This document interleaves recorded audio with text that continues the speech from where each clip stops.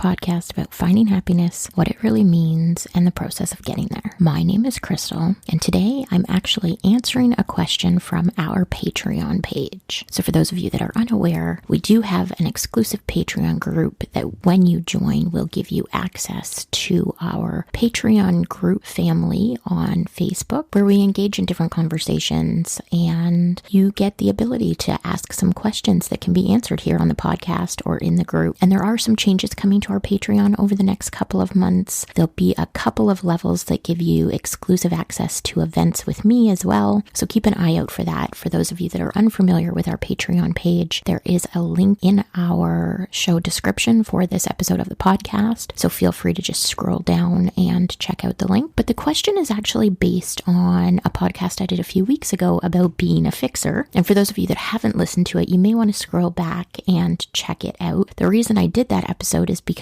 I am a fixer. I used to be much more of a fixer than I am nowadays. And so the question is, how do you let people vent without trying to fix them and without getting angry if you feel like they're dumping on you? Sort of just, not necessarily intentionally dumping, but sometimes I think we all can feel, especially with certain people in our lives, like they use us as almost an emotional doormat because they know they can come, they can spew all of their problems, the negativity, anything that's been going on with them. And they know we're going to love them anyway. We're going to listen to them. We're going to try to help them if we can. But we do need to have some boundaries. So in order to protect yourself emotionally, mentally, in any kind of relationship, you need to first have boundaries. So to answer this question, we're going to have to talk a little bit about boundaries, and then we're going to talk about specifically how you manage and navigate these kinds of relationships. As far as boundaries go, it's really important, no matter who you are, that you set up some really specific boundaries in your personal life so that people aren't taking advantage of you. And what I would recommend in this particular situation is have a conversation with whoever this person is and let them know that you are happy to assist them in any way that you can. You're glad that you're friends or family or whatever the circumstances are, but you want your relationship with them to be more than just the negative. You want to be able to experience joy with them and do the fun things as well. Specifically in regards to how you try not to fix them or fix the issues that they're having, this requires a really sort of uncomfortable conversation. And the reason I say uncomfortable is not because you need to get really uncomfortable with them and have an awkward conversation. It's because a lot of people are uncomfortable setting this kind of a boundary to start a conversation. But what you can do is say, I'm happy to sit down with you and have this conversation, but I need to know before we go into this, are we trying to fix this problem? Are we here to fix what's going on? Or am I just listening? Am I just here so that you can get it all off your chest and feel better about who you are and what's going on? And the reason that this is so important is so that they know what they're going to get from you and that they know where you sit in this conversation, as well as you knowing where you sit in this conversation. So if they say to you, I just need you to listen, I feel like nobody's been able to hear this, then you can walk into that conversation knowing you don't have to fix it and not getting upset if they don't take your advice, which is what happens sometimes as fixers, right? We talked about this on the previous podcast. Sometimes you're constantly trying to give advice and people don't take it, and then it becomes frustrating. So if you can walk into any kind of conversation as a fixer and know, I'm not here to fix the problem, I'm simply here to listen, that sets you up for success because you know you don't have to fix it. You don't have to be trying to fix it. Even if you have suggestions, you don't have to give them to your friend or your family member. And you also don't end up in a position where you feel hurt because you've walked in with the expectation of knowing this has nothing to do with you. They don't expect you to help them with it. It clears up those boundaries and it clears up sort of the expectation that you're both walking in with.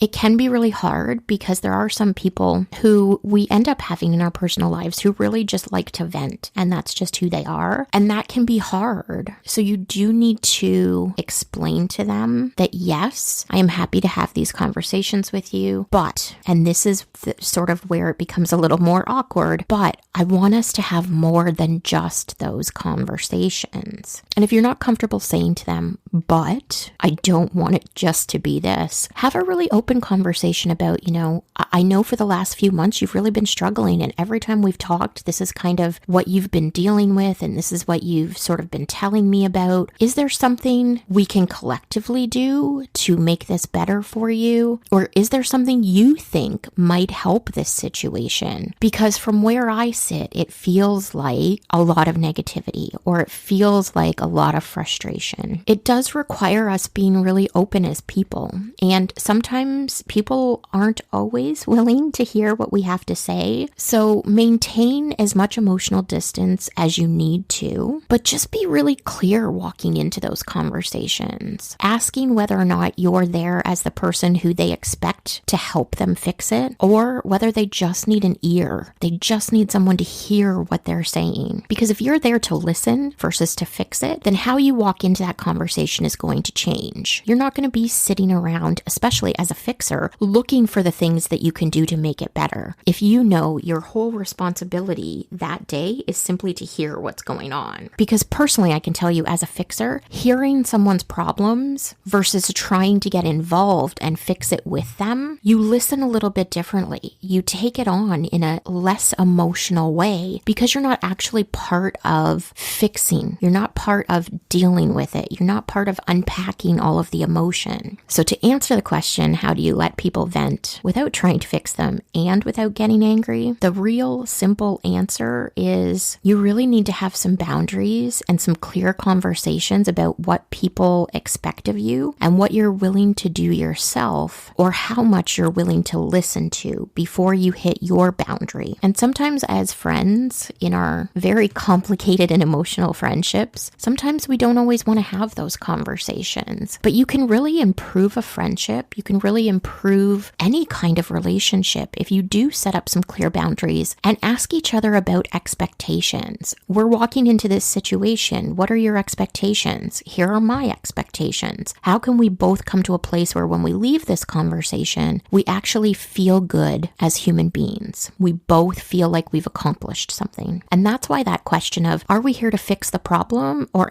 are we here just to listen, is so important. Because if you're not here to fix the problem, then you don't need to be searching for the problem. You don't need to be searching for solutions. You don't need to be making suggestions. Whereas if you are here to fix the problem, then you need to be doing more than just listening. And you need to be a little more in tune with what could work and what those solutions could be. I know it's not necessarily the easiest answer that you might have been looking for. And I know in some ways it kind of sounds simple. Simply set boundaries and have clear conversations. But I can tell you, being 40 now, I spent most of my life, I'd say probably until my early 30s, not doing that in any of my relationships. And it can be a little awkward when you're in your 30s and you start to do that, when you start to set boundaries, when you start to ask clear and concise questions. But I promise you, it actually improves relationships. It makes things better because you both know how you're walking into the relationship. You know what your expectations are of the other person. You know what the boundaries are for yourself and the other person. And you can define a better friendship because of it, or relationship if we're talking about, a family member or loved one. So this week, listener, I challenge you in the relationships that you have, whether you're a fixer or not, ask yourself if you've set clear boundaries in those relationships. Do you ask questions before you get into really deep conversations or emotional conversations about whether or not you're supposed to be helping to solve the problem? Whether or not you're just there to listen and be a supportive hand, or whether or not people really want your opinion. Because a lot of times people just want to vent and they don't want our opinion or our feedback, but we think we're being helpful by giving it to them. Thank you very much for the question. I absolutely love when I get questions from our Patreon family. I appreciate each and every one of you listening to this podcast week after week. I am so honored that you guys continue to download the episodes and listen every week. I have a couple of really great interviews coming in the next few weeks, so I'm super excited to share those with you guys.